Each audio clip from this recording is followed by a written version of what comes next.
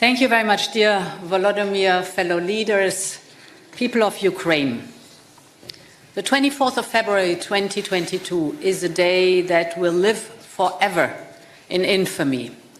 And today we join you in commemoration of the fallen hero of Ukraine and those who are still fighting at the front line, as we have just heard.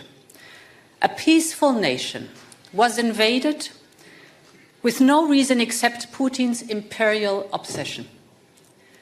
But we believe in a free and a sovereign Ukraine on the path towards the European Union, and we join you in shaping this future together. The war in Ukraine remains the most central and consequential crisis for Europe's future. Putin is trying harder than ever to win the war on the ground. His goal remains Ukraine's capitulation, and we know what could happen next, because it has already happened before. It is not only the destiny of Ukraine that is at stake, it is Europe's destiny that is at stake. So our first priority remains to empower Ukraine's resistance. And so far, the European Union and the member states have supported Ukraine to the tune of 135 billion euros. That is more than anybody else. Thanks to our Ukraine facility and the G7 loan, we have closed Ukraine's budgetary gap for the entire year of 2025. Now, in parallel, we must speed up the immediate delivery of weapons and ammunition, and this will be at the heart of our work in the coming weeks. Today, I'm here with the whole College of Commissioners of the European Commission to mark our wholeheartedly support for Ukraine. A free and sovereign Ukraine is not only in the European interest, but it is in the interest of the whole world, because the autocrats around the world are watching very carefully whether there is any impunity if you violate international borders or invade your neighbor, or if there is true deterrence. This is not only paramount for Europe, it is also important for Asia, for Africa, and for both sides of the Atlantic. An investment in Ukraine's sovereignty is an investment in the prevention of future wars. And there is more in for Europe and the world. Ukraine has a highly innovative and thriving defense industry. This should never fuel the arsenals of an aggressive power, but it should strengthen the resilience of a European Union with Ukraine as its member that is taking on more responsibility for its own security.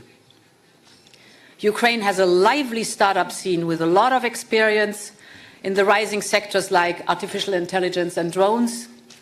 The can-do attitude and the entrepreneurial spirit of young and dynamic Ukrainian companies can provide important impulses to Europe's competitiveness. Dear Volodymyr, Europe is here to strengthen Ukraine in this critical moment.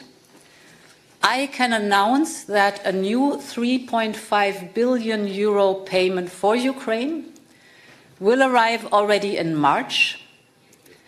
Second, as President Costa just has announced, there will be a special European Council, and I will present at this special European Council a comprehensive plan for defense investment, for scaling up our European arms production and defense capabilities, but also for investment in Ukraine's defense industry, scaling up your arms production, your defense capabilities.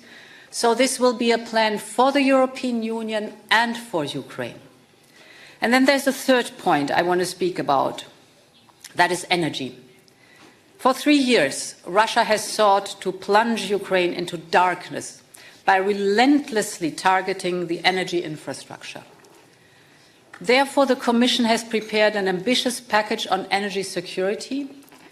The aim is to ensure a resilient, a secure, competitive energy system for Ukraine. Together, we have managed during this winter already to provide 1.8 gigawatt But now we will fully integrate Ukraine's and Moldova's electricity market in our own electricity market by the end of next year. And we will seize the full potential of Ukraine's vast gas storages, of which 80% are located closer to the EU member states, and this will generate income for Ukraine. And we will accelerate investment in Ukraine's renewable energy. All these efforts will result in greater energy security for both the European Union and Ukraine. Finally, no one wants more peace than the Ukrainian people.